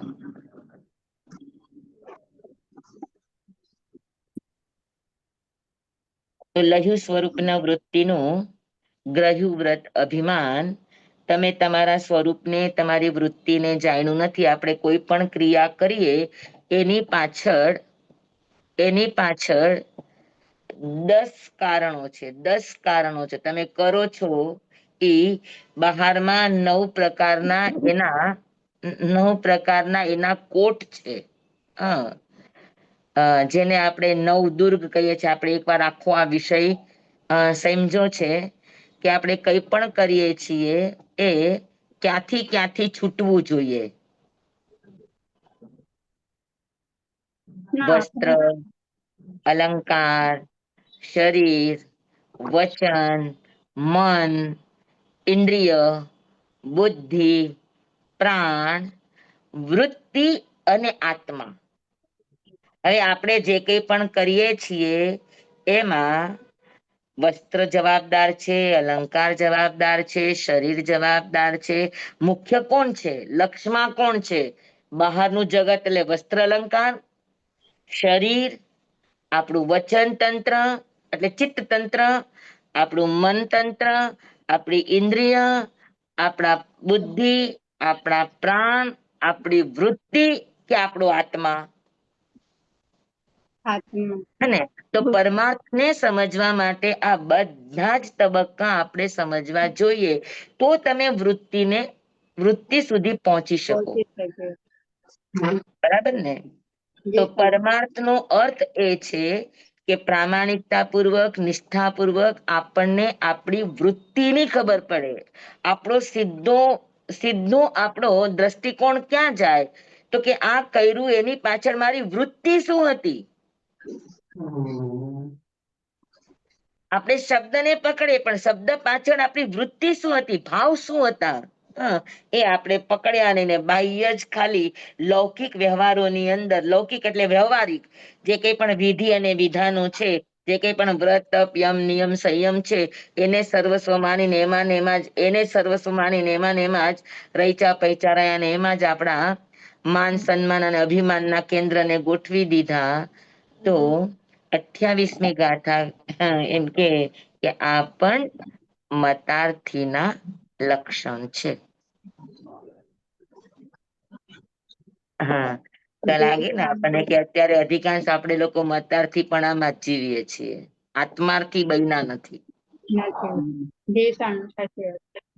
આત્માર્થી બન્યા હોય તો એ વસ્તુના મૂળ સુધી જવાની કોશિશ કરે. કોઈ વ્યક્તિએ ભૂલ કરી તો એની વૃત્તિ સુધી જવાની કોશિશ કરે, એના પરમાર્થ સુધી જવાની કોશિશ કરે કે આ માણસે ભૂલ કરી તો ભૂલ થવાનું કારણ શું છે? કોઈ માણસે ચોરી કરી તો ચોરી કરવા પાછળનું કારણ શું છે? માણસ પેટથી ભૂખ્યો હોય, પરિવાર ભૂખો બેઠો હોય તો એ કયું પાપ નહીં કરે? જી સર. હા, સમુદ્ર વિજયજી, હા કેવા સમુદ્રપાળ ખાલી એક વ્યક્તિને બંધનથી બાંધીને જતા જોયા અને પ્રશ્ન પૂછ્યો કે આને શું કામ બાંધ્યો છે? તો કે ચોરી કરી એટલા માટે. અને સમુદ્રપાળે વિચાર કર્યો કે ભાઈ એને ચોરી કરી તો ચોરી કરવાનું કારણ શું હતું? અને એ આવી ચોરી કરે તો બંધાયો. માણસને પોતાની ઘરની જરૂરિયાત હોય અને જરૂરિયાત પૂરી ન મળતી તો માણસ ચોરી જ કરવાનો છે ને કરશે શું? હા. હા, અને જો સામાન્ય વસ્તુની કે સામાન્ય દ્રવ્યની ચોરી કરનારને જો આ સજા બંધન બંધાતા હોય તો આપણે તો કેટલી ચોરી કરી છે. આપણામાં તાકાત છે, આપણે ધર્મ કરતા નથી. આપણામાં તાકાત છે સાચું ને સારું સમજવાની, આપણે સમજવાની કોશિશ કરતા નથી. આપણે રાગ દ્વેષ વગર સમતા ભાવથી રહી શકીએ એમ છે પણ આપણે રહેતા નથી, આપણે જાગૃત બનતા નથી. તો આ બધી ચોરી નથી ભાવ જગતની? જી સર, ચોરી જ છે. તવ તેને વયતેણે રૂવતેણે જેનરે આયાર ભાવ તેણે કુવઈ દેવકી વિષમ. તવ તેને આપણે તપના ચોર છીએ, વયતેણે વ્રતના ચોર છીએ, આયાર તેણે આપણે આચારના ચોર છીએ. તવત તેને વયત તેને રૂવ તેને જે નરે આપણને જે પાત્ર મળ્યું છે, હું સાધ્વી તરીકે છું, તમે ગ્રહસ્થ તરીકે, શ્રાવક તરીકે, માતા તરીકે, પિતા તરીકે, જે પણ તમને જે પણ કિરદાર તમારા પુનાઈના યોગ્ય તમને મળ્યો છે, અગર એ કિરદારને અનુસાર આપણે પાત્રતા કેળવી શકતા નથી અને વફાદારી નિષ્ઠાથી એને સાચવી શકતા નથી તો એ પણ ચોરી છે. રૂવ તેણેય જે નરે આયાર ભાવ તેણેય આચારનો ચોર. ભાવ એટલે ભાવનાનો ચોર. હા, ભાવના એટલે બેન નહીં હો.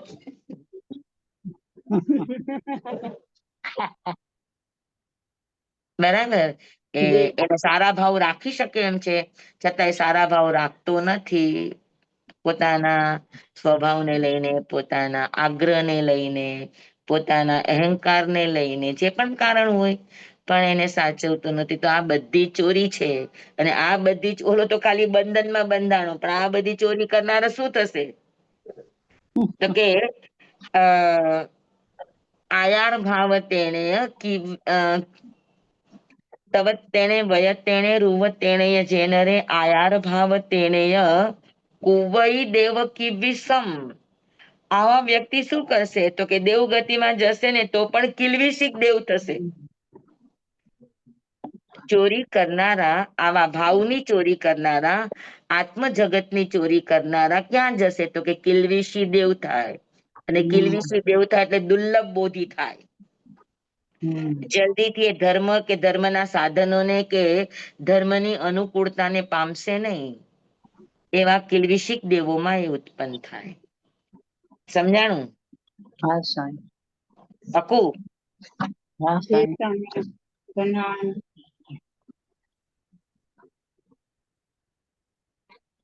તો 4:41 થઈ, આપણી 28 ગાથા પૂરી થઈ. જય સ્વામી. બરાબર? સ્વામી, આ 9 દ્વાર પાછા આવતા વખતે સમજાવજો.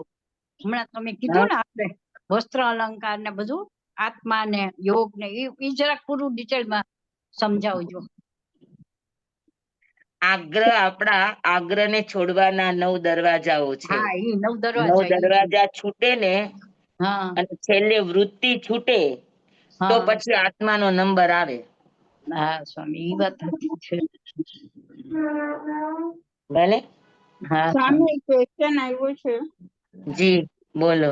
હમણાં જે અમદાવાદમાં પ્લેન ક્રેશ થયું, એમાં આટલા બધા લોકો જે બળી ગયા, અને એની સાથે જે ડોક્ટરો હતા એ તો પ્લેનમાં હતા પણ નહીં, તો પણ એમને પણ એ જ ગતિ છે. તો એ શું આ લોકોએ બધાએ સામૂહિક રીતે ઈ એમ પૂછે છે કે કર્મ બાંધેલા હશે એવા કઈ?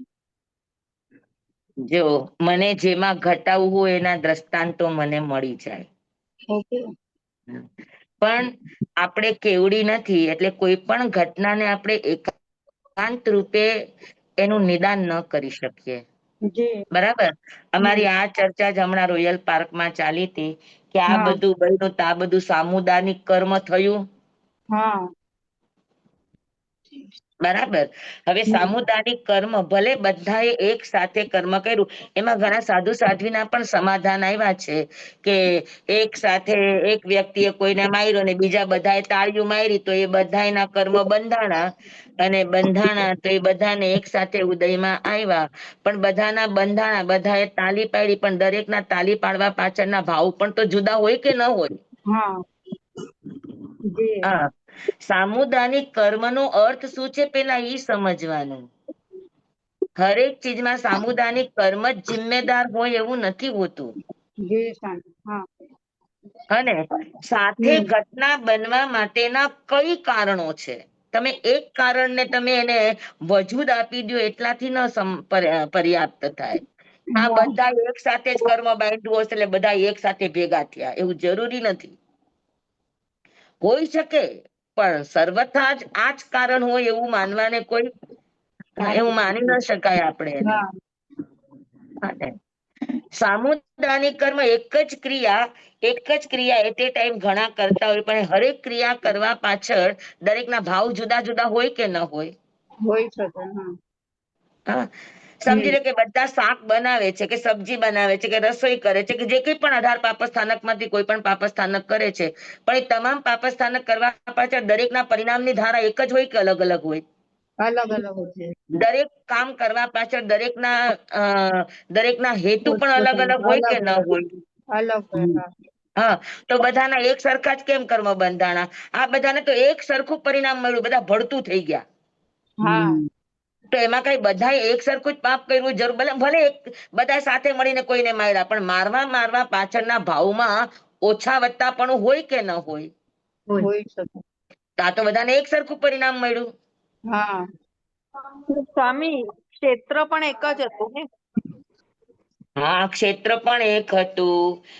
પ્લેનમાં બેઠેલા હતા કે ડોક્ટરો જમતા હતા, જે પણ છે, પણ બધા એક જગ્યાએ મળ્યા અને આ ઘટના બની અને એક વ્યક્તિ બચી ગયો, તો એ સામુદાયિક કર્મમાં હાજર નહોતો, એમ કહેવાનું. સ્વામી એમાં પુણ્ય કામ કરે? હા. એમાં પુણ્ય કામ કરે, બચી ગયા એનામાં? તો આયુષ્ય જોઈ ને. આયુષ્ય એનું હતું એટલે એને કયું પુણ્ય કર્યું હશે કે બચી ગયો, એ મને કયો. એનું આયુષ્ય પૂરું કોઈને નહીં. બચાવ્યું હશે. હજી કોઈને સ્વામી એને બચાવ્યું શ્વાસોશ્વાસ લેવાના હતા, શ્વાસોશ્વાસ પૂરા થયા નહોતા. આ બધાના પૂરા થઈ ગયા હતા, તમને બધાને ખબર છે બધાનું આયુષ્ય પૂરું થઈ ગયું હતું. ઘરમાં સ્વામી જે બચ્યા એને કોઈને બચાવ્યું હશે, મળતું હશે ને એને બચાવ્યું હશે, એવું હશે. હા, અમે તો એટલું સમજીએ છે, ગુરુદેવ અમને આ બાબતમાં ઘણી વાર કહેતા કે આવું બધું કામ કરે ને લોકો સામુદાયિક કર્મમાં ખપાવી દે એવું હોતું નથી, એવું સર્વથા હોતું નથી. કેમ કે એક સરખી ક્રિયામાં પણ કરનારના એક સરખા ભાવ હોતા નથી, એક સરખા પરિણામ હોતા નથી. તો સૌની ક્રિયા પ્રમાણે, સૌના ભાવ પ્રમાણે કર્મ બંધ થતા હોય, પણ પરિણામ તો બધાને એક સરખું મળ્યું. તેમાં ઘણી બધી ઘટનાઓ બને, જેમ કે સમજી લ્યો કે ગજસુકુમાલ ઉપર સોમિલ બ્રાહ્મણે અંગારા મૂક્યા. બરાબર. સોમિલ બ્રાહ્મણને અંગારા મૂક્યા અને ગજસુકુમાલે સમતા ભાવ રાખ્યો, તો એનું જે પૂર્વનું વેરાનું બંધ હતું, એ વેરાનું બંધ એનું ખપી ગયું અને મોક્ષે પધારી ગયા. પણ હવે એના નિમિત્તે સોમિલ બ્રાહ્મણે નવું વેરનું અને વેરાનું બંધનું, અશુભ ઋણાનું બંધનું ચક્ર શરૂ કર્યું. હવે ઈ ફાઇલ ને કોણ નીલ કરશે? જે સામસામા નીલ કરવા જોઈએ એ તો મોક્ષે વયા ગયા, હવે થોડા પછી પોતાની ફાઇલ નીલ કરવાની છે આવશે. તો ઈ ફાઇલ કોના હાથમાં ગઈ? પ્રકૃતિના હાથમાં. કુદરતના હા, નિસર્ગ એટલે કર્મના હાથમાં ગઈ. અને જે ફાઇલ આપણા હાથમાં નથી, આપણા હાથમાં હોય તો આપણે સર્વથા સક્ષમ છીએ કે આપણી ફાઇલને આખી ચેન્જ કરી શકીએ.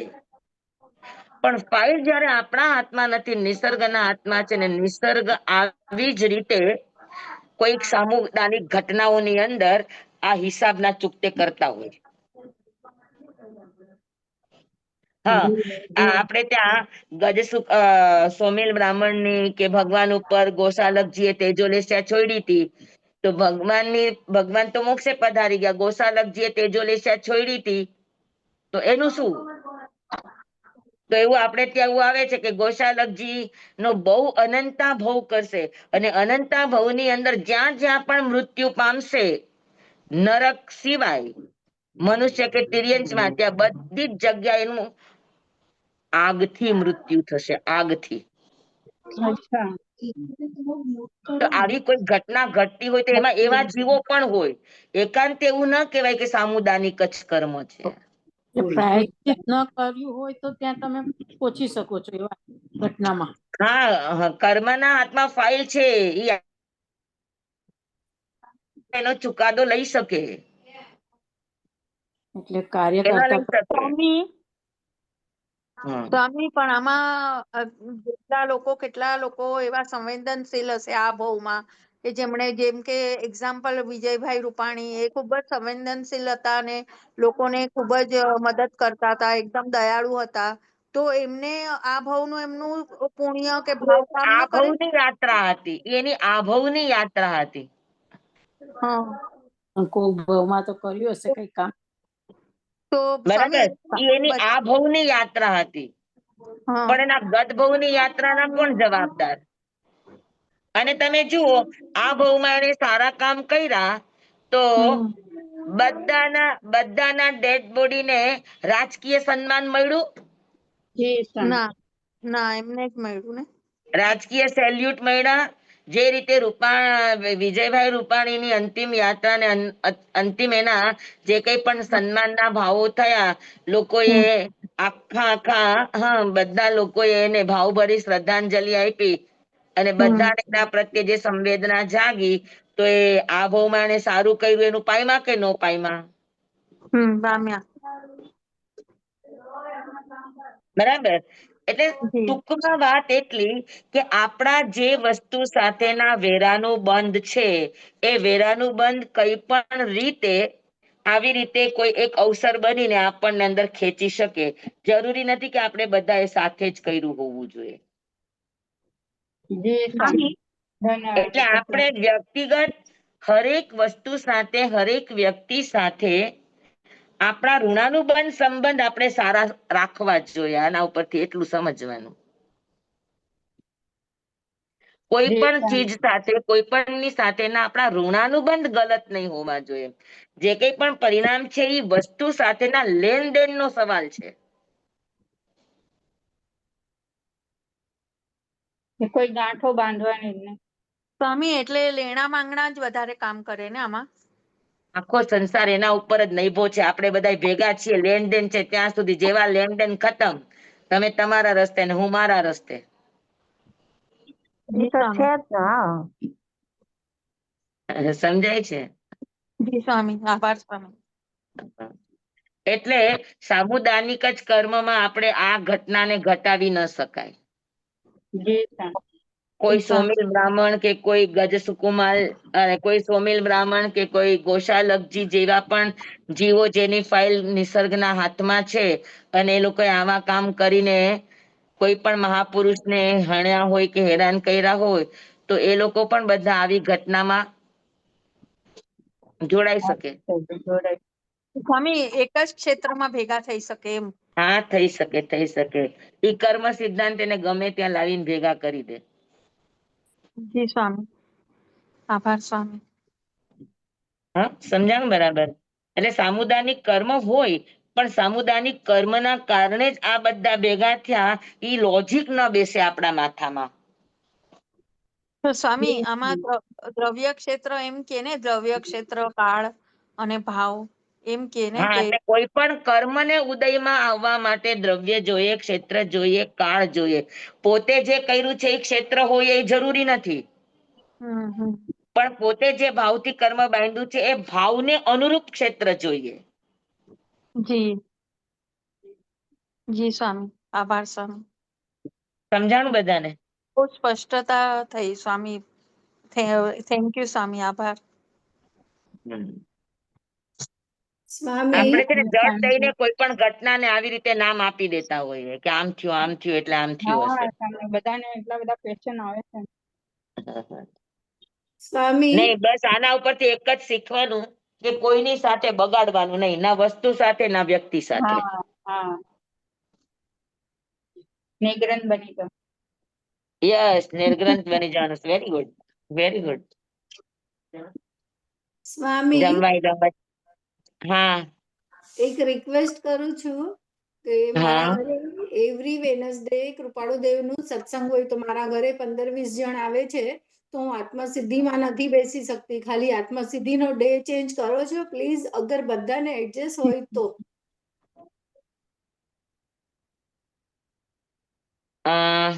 આપ કોણ બોલો છો?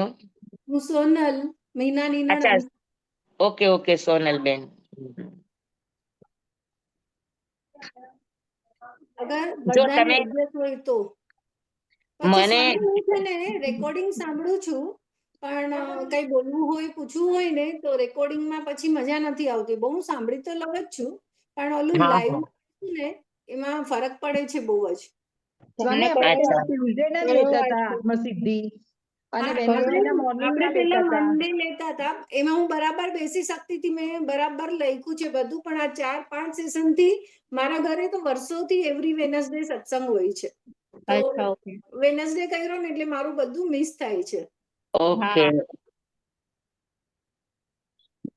અત્યારે હવે સ્વામી તો ફંડ થઈને ચાલે ચાલે ચાલે. વેનસડે ને બદલે આપણે ટ્યુસડે ના કરશું અને વેનસડે સવારે આપણું તત્વાર્થ એટલે બપોરે પણ કોઈને સત્સંગ કે ક્લાસીસ હોય બપોરના તો વાંધો નહીં, ચાલશે બધાને? જી સ્વામી. અત્યારે જો આ મ્યુટ છે, તમને આમાંથી તમે પૂછી શકો. તમે બોલશો ને તો દબાવવું હવે ના મંગળવારે સ્વામી ક્લાસ હોય ઘણાને. બોલો. સ્વામી મંગળવારના તો ક્લાસ હોય છે. મંગળવારે બપોરના ક્લાસ બપોરે હોય. ક્લાસ હોય છે. હા, હા કલકત્તામાં મંગળવારના મંડળ હોય છે. સવારનું કરવું છે સ્વામી? ના સ્વામી, એક સવારે મિનિટ, ન એક ફાવે. મિનિટ, એક સવારનો મિનિટ, ના એક ફાવે મિનિટ. ને. આ ચાલુ છે. મતેર વંદામી સ્વામી. હાજી. સ્વામી, આપે કીધું ને ઋણાનું બંધન તો ભવ્ય ભવ સાથે આવે એનો અર્થ શું થયો? ઈ જ ઋણાનું બંધ. ભવો ભવ સાથે આવે, જે વસ્તુને લઈને, જે વ્યક્તિને લઈને જે રસ આપણે રેડા હોય, બસ ઈ જ આપણા ઈ વસ્તુ સાથેના ઋણાનું બંધો બંધાય.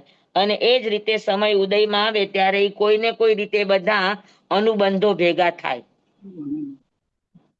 આમાં આ બનાવ બન્યા પછી તો પૂરું થાય છે બાકી સ્વામી એમને એમનો આ સત્સંગ બનાવ બન્યા પછી અગર ઈ વ્યક્તિ સંભાવમાં રહ્યો હોય તો એના ઋણાનુબંધ, ગતસુકુમાર જેવી સ્થિતિ હોય તો ઋણાનુબંધ પૂરા થાય, નહીતર નવું સર્કલ શરૂ થાય. હા તો શરૂ થાય ને નવું. સ્વામી બેન નો ચેન્જ નથી છે કે સત્સંગ નો દિવસ આ બરાબર જ છે બુધવારનો. ના કઈ વાંધો નહીં, બધાને એડજસ્ટ ન હોય તો હું રેકોર્ડિંગ સાંભળીશ, કારણ કે મારા ઘરે તો 6 વર્ષથી સત્સંગ થાય છે, તો બધાનું આ શેડ્યુલ કન્ટિન્યુ છે. કઈ વાંધો હા નહીં. પણ તો તમારો ડેટ ચેન્જ ન કરી શકો વેનસડે ને બદલે?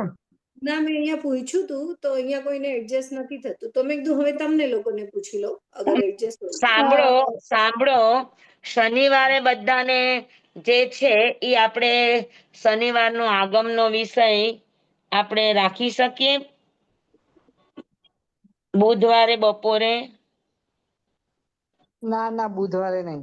બુધવારે સવારે તમે કહો છો ને સ્વામી, તો ઈ કરી શકો. બુધવારે સવારે આપણે આટલા વખતથી એમ જ ચાલે છે સ્વામી, બુધવારે અરે સવારે. એમ નથી કેતી, સાંભળો ને, મંગળવારે આપણો આગમનો જે સુઈગડાંગ સૂત્રનો વિષય ચાલે છે તો ઈ વિષય આપણે કરી શકીએ મંગળ કે બુધ બે માંથી એક દિવસ?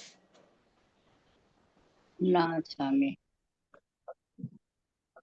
ના બુધવાર સ્વામી. મંગળવારે સોમને મંગળ અહીંયા અમારે ઘણા ક્લાસ હોય. શનિવારે કોઈને પ્રોબ્લેમ છે આત્મસિદ્ધિમાં? હા રવિવારે તો ખાસ હોય બધા શનિવારે વાંધો ના આવે.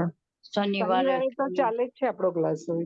શનિવારે આત્મસિદ્ધિ અને મંગળ અથવા તો બુધવારે આપણું સુઈગડાંગ સૂત્ર ચાલે. મંગળવારે બપોરે સુઈગડાંગ અને બુધવારે સવારે તત્વાર્થ. હા, મંગળવારે બપોરે સુઈગડાંગ અને બુધવારે સવારે તત્વાર્થ. બુધવારે સવારે તત્વાર્થ ચાલે. અને શનિવારે આત્મસિદ્ધિ. બપોરના ક્લાસ હોય ઘણા ને અહીંયા મંગળવારે કલકત્તા. મંગળવારે સવારે આપણે હમણાં તત્વાર્થ કર્યું છે. બુધવારે સવારે હતું. તો બુધવારે બપોરે સુઈગડાંગ ફાવે? ના તો બુધવારે ફાવે. સુયગડાંગ છે ને 2 દિવસ આવે છે, સોમવાર અને અગર બુધવારે થાય તો બુધવારે જે એટેન્ડ ના કરી શકે એ સોમવારમાં એમના ક્વેશ્ચન પૂછી શકશે. અગર એવી રીતે કોઈ 1-2 જણને કઈ પ્રોબ્લેમ હોય તો એમ કરી શકાય. ના પણ બુધવારે સવારે લેવામાં શું વાંધો છે, મને એમ થાય છે. સવારમાં બધા ના બેસી શકે ને. સવારના બહેનોને બધાને અનુકૂળ પડવી જોઈએ ને. સવાર 7:30 વાગે બધા ના બેસી શકે ને. હવે જુઓ, તમે વિચારીને સૌ તમારો આપો, આપણે આવતા અઠવાડિયામાં આપણે શેડ્યુલ ગોઠવશું. મંગળવારે સવારે લઈએ તો મંગળવારે બપોરે રાખીએ અને બુધવારે સવારે લઈએ. મંગળવારે બપોરના બધાના મંડળ છે એટલે ઘણા બધા લોકોને નથી ફાવતું, એટલે કલકત્તા વાળાને મંગળવારે મંડળ હોય.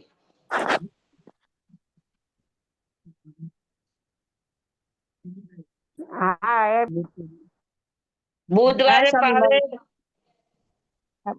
બુધવારે ફાવશે. હા, બુધવારે ફાવશે. તો બુધવારે બપોરે આપણે સુઈગડાંગ સૂત્ર રાખીએ, સોમ અને બુધ. મંગળવારે સવારે તત્વાર્થ સૂત્ર, બરાબર. શુક્રવારે કર્મ પ્રકૃતિ અને શનિવારે આત્મસિદ્ધિ. શુક્રવારે કર્મ પ્રકૃતિ ની સ્વામી, મારે ઓલી બેબી ભણવા આવે છે ને સામાયિક, એને આગળ પાછળ અહીંયા સોમવાર બી મારા ક્લાસ હોય. સ્વામી આ તો બહુ સરસ ગોઠવાઈ ગયું હતું સ્વામી. સરોજબેન તમારે જે બેબી આવે છે ને એને આગળ પાછળ કરો. એને ઘર દૂર છે ને, અહીંયા ડાન્સિંગ ક્લાસ આવે છે એટલે બે હારે કરે છે. બીજો મને કોઈ વાંધો નથી. તો ડાન્સિંગ ક્લાસ નો સમય આગળ પાછળ નથી થાય એવો? ના સ્વામી, બધા છોકરાઓ એક હારે કરતા હોય ને. ચાલો જોઈ લો તમે બધા. આપણે કેમ કે આપણે બધાનું જોવું છે, સૌની રીતે કઈક પણ એડજસ્ટ કરજો. હા, આપણે આવતા અઠવાડિયે જાહેર કરશું. એના માટે હા શુક્ર શનિ કરો ને, ગુરુ શુક્ર શનિ એમાંથી કોઈ કરો વાંધો ના આવે ને. ગુરુવારે મારે મૌન હોય છે. સ્વામી ગુરુવાર, હા ગુરુવારે કરો ને સ્વામી. ગુરુવારે મૌન ગુરુવારે છે. મૌન હોય. ઓહો, આપણે જે એડજસ્ટ કરવાનું છે આપણે કરવાનું સ્વામી છે. અમારે બધા બુધવારે એકબીજા- મંડળ હોય છે, પણ હું મંડળમાં નથી જાતી અને અહીંયા જ બેસી જાઉં છું. અમારે જમશેદપુરમાં બુધવારે મંડળ, જાગૃતિ મંડળ. હા હા હા. હવે જુઓ તમે કઈક પણ એડજસ્ટ કરો. કા સવારે ફાવતું હોય તો સવારે લ્યો તો પણ મને વાંધો નથી, પણ તમે લોકો એડજસ્ટ કરીને મને કહો. ના સ્વામી, નથી સ્વામી થતું. મંગળવારે રાખવો હશે તો વાંધો સવારે નહીં, બધા પડી ન બેસી શકે ને. હા, સવારના નથી બેસી શકાતું. વિચારી લે શુક્ર શનિ કરો. બધા. હા, શુક્ર શનિ શુક્ર શનિ તો છે જ. શુક્રવારે કર્મ સિદ્ધાંત છે અને શનિવારે આપણે આત્મસિદ્ધિ લે તો આત્મસિદ્ધિ ને સુઈગડાંગ તો સુઈગડાંગ, જે લેવું હોય. લેડીઝ ને ફાવે નહીં સવારે, બે થી 3 નો ટાઈમ લઈ લઈએ. હા, પણ તમારે એક જ હોય ને. મંગળવાર ને બુધવાર 2 દિવસ સવારે રાખો તો બધાના પ્રોબ્લેમ સોલ્વ થઈ જાય. વિચારીને કેજો. હા, કેમ કે બુધવારે 11 બી થી 12 સવારે, હવે પછી એક દિવસ જેને પછી બપોરનો પ્રોબ્લેમ આવતો હોય તો સવારનો બધા માટે કન્વિનિયન્ટ, તો થોડુંક એડજસ્ટ કરવાનું ઘરના કામમાં.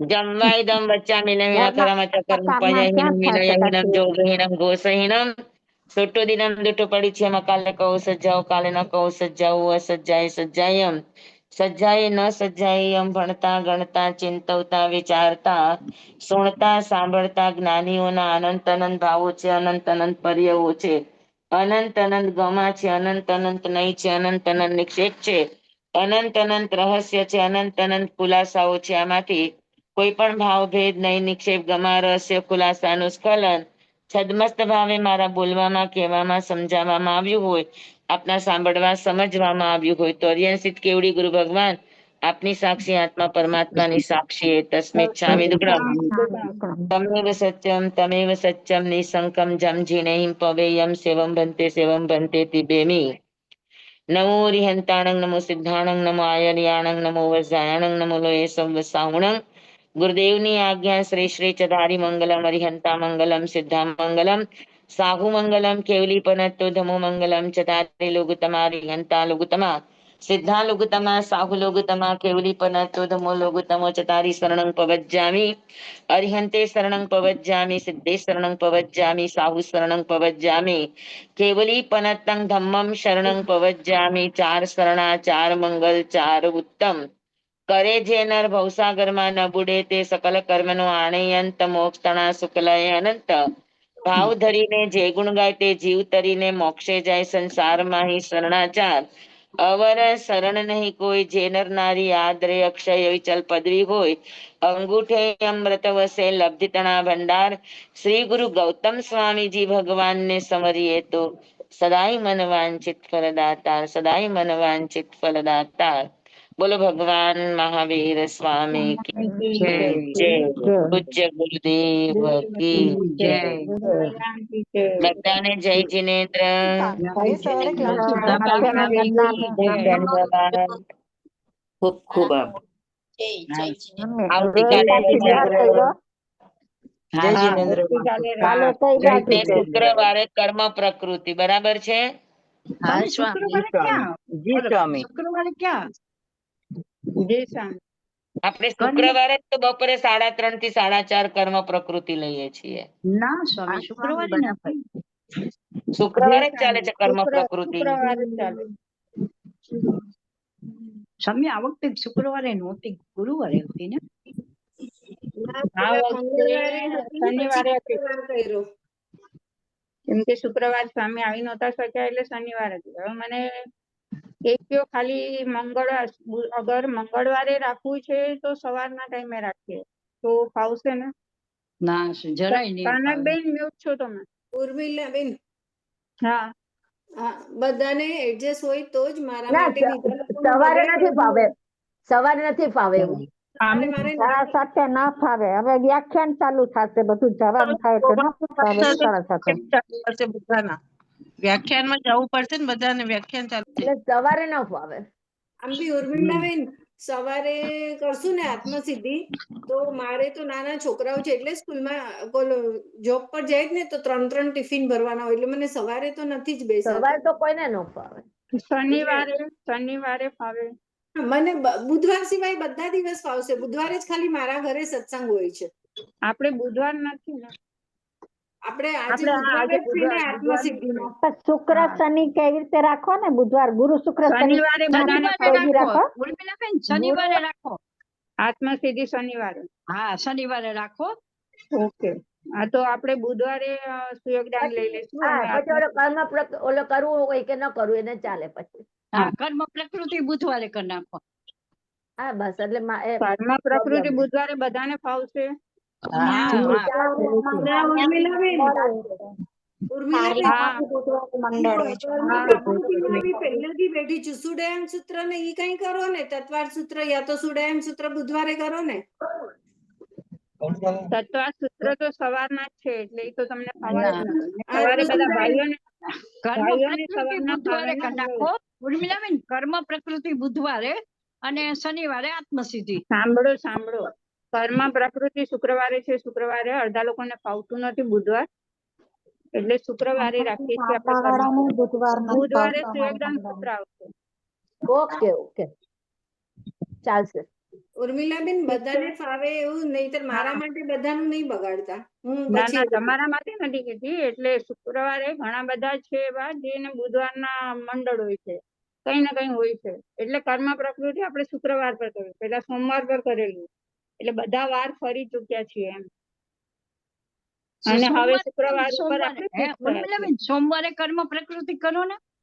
સોમવારે બી નથી, પેલું આપણે સોમવારે જ કર્યું હતું પણ સોમવારે બધાને નથી ફાવતું. બધા કેમ કે અલગ અલગ જગ્યાએથી ભેગા થયા છે ને આપણે. ભેગા થાય છે બધા, બહુ જ મેમ્બર થઈ ગયા છે બધા. હા, કોઈ અને રાજકોટ થી છે, કોઈ અને કલકત્તા થી છે, અઢી વર્ષથી ચાલુ છે આપણા ક્લાસીસ. હા, હમણાં તો નથી. બધાને અલગ અલગ દિવસ કઈ ને કઈ આ હોય બહુ છે. સરસ છે. આમ તો બહુ સરસ એડજસ્ટ થઈ ગયું છે. હા, તો ભલે એવી રીતે રાખવું હોય તો એમ કરો, જેમ એડજસ્ટ થાય એમ કરજો. ઓકે, તો હવે છે ને આવી રીતે કરીએ છીએ આપણે કે શુક્રવારે આત્મસિદ્ધિ, શનિવારે આત્મસિદ્ધિ અને શુક્રવારે કર્મ પ્રકૃતિ. તો શનિવારે જે આપણા સુયોગદાન ના ચાલે છે ને એ બુધવારે કરીએ. બરોબર છે. ઓકે, આવશે ને બધાને? કર્મ પ્રકૃતિ ની ઉર્મિલાબેન કઈક જરાક આગળ પાછળ કરો ને, શુક્રવાર છોડીને. કેવી રીતે કરવું બોલો તમે. બધા પ્રોબ્લેમ થઈ જાય બધાને. મારે આત્મસિદ્ધિમાં પ્રોબ્લેમ હતો એમ કર્મ પ્રકૃતિમાં આવી ગયો બેન, બીજું કાંઈ વાંધો નથી. આમાં છે ને ચેન્જ શું કરી શકીએ આપણે? સવાર સાંજ કરી શકીએ, પણ સવારે બી કોઈને ફાવતું નથી. સવારે તો પાવેમાં જ નથી. હા, તો એટલે આપણે ઈ બી નથી કરી શકતા. ના ઉર્મિલાબેન, આપણી કર્મ પ્રકૃતિ તો ઓલરેડી શુક્રવારે જ છે. આ તો ખાલી બુધવાર ને શનિવાર જ કરવાનો છે આપણે. એ તો શુક્રવારે જ છે પહેલેથી જ. અને એમાં તો તમે આવો છો સરોજબેન. ના ઉર્મિલાબેન, હું આ વખતે જોઈન થઈ કર્મ પ્રકૃતિમાં, ત્યારે આપણે ચેન્જ થઈ ગયું ને શુક્રવાર. કર્મ પ્રકૃતિ આ વખતે આપણે બીજે દિવસે કરી હતી ને. એ તો સ્વામી ને ઓલો નેટવર્ક નહોતું ને એટલે, બાકી આપણે શુક્રવારે જ છે. એટલે હું અત્યાર સુધી નહોતી જોઈન થતી શુક્રવારે. સમજ્યા? હા, બાકી મને કર્મ પ્રકૃતિ અને આત્મસિદ્ધિ તો એ તો બધાને જોઈએ છે. બે કર્મ પ્રકૃતિ ને આત્મસિદ્ધિ બધાને કરવું છે, અને તત્વાર સૂત્ર એ ત્રણે બધાને કરવું છે. બધાને જોવે છે. હા, અને તત્વાર સૂત્ર માં શું છે, બધા ભાઈઓ બેસે છે ને એટલે એ લોકો. હા, તત્વગાર હું સવારે નથી બેસતી. હા એટલે ઈ સવારે જ થશે ને. એ સવારે થાય, આપણે નથી બેસતા.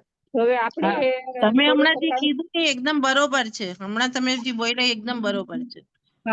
શુક્રવારે શનિવારે આત્મસિદ્ધિ અને બુધવારે એકદમ બરોબર છે.